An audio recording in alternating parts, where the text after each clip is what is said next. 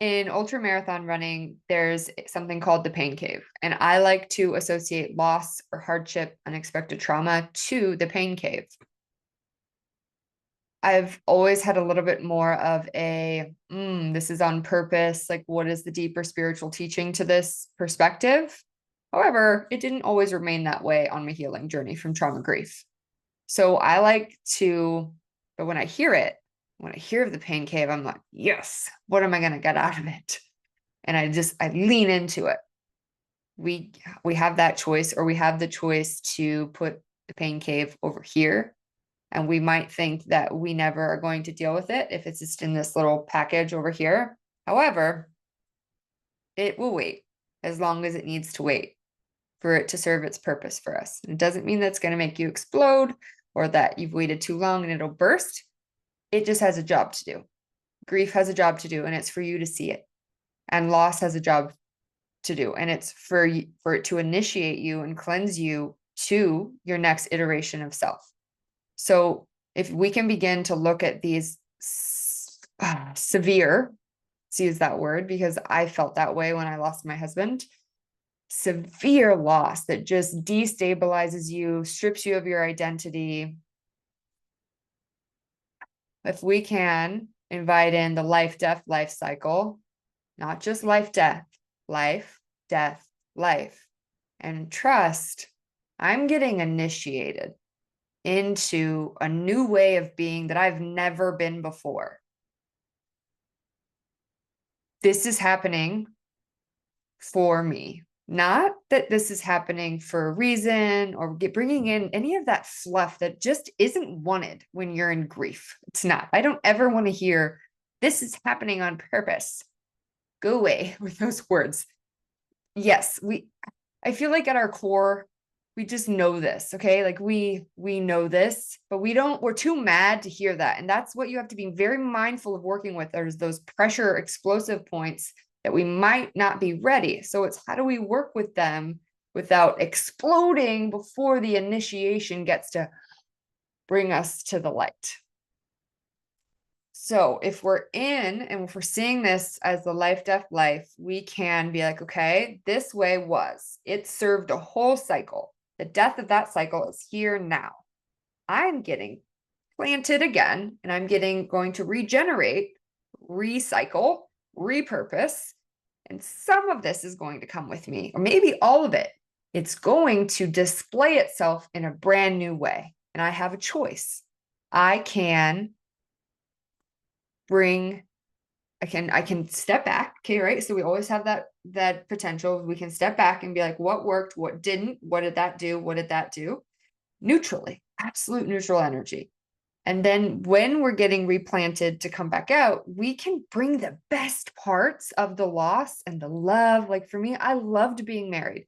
I absolutely loved being in love. I loved being a mother. I loved family outings. I loved how incredible of a dad their dad was.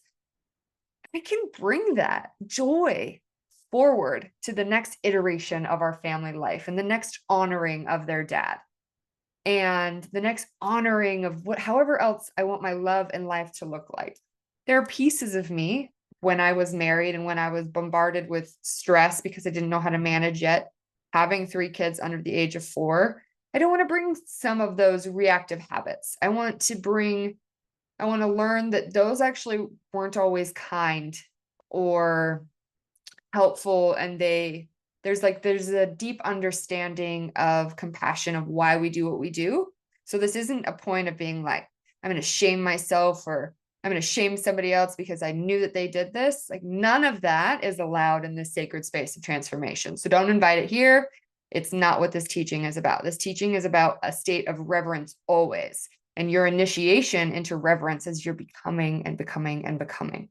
So we can bring the best parts and we can honor and give back to the earth the parts that we learned the lesson and they won't be coming forward with us because we've moved beyond them. We've outgrown them.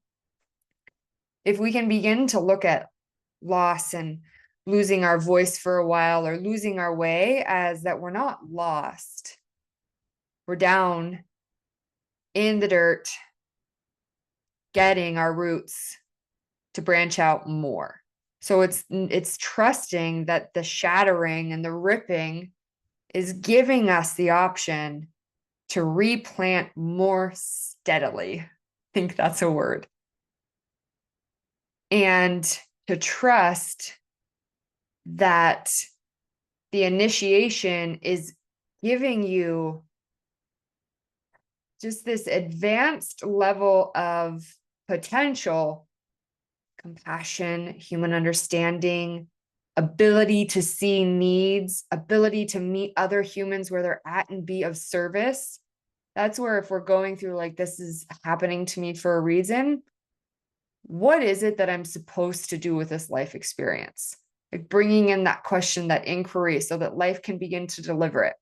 And it's taking very serious these questions of what is it? What is it that life wants me to do with this? Not, oh, just go with the flow. You can, and then you're going to just be floating everywhere. It's having the intention to take life seriously and to take your intentions of where you want to go seriously. So for me, I've had a lot of prayers of, I want to be of service and I want to help others that have lost everything, because I know what they've needed or what I needed. I want to go get ahead of that and just provide some of these things that weren't there. That is an absolute vision of mine. And I'm seeing it to go here. And I've had many of life experiences that over the past 6 years of where I get close and then I'm like, ooh, I have to not actually bring that behavior forward, because that's actually really selfish behavior and I'm not truly listening to what people need. And it's being really graceful with yourself and okay that you're going to realize that is not helping me, because it just makes it human. Like when I'm not perfect, I'm never going to be perfect. I do want to be purposeful. And I do want to keep getting rid and clear of some of the pain from the loss.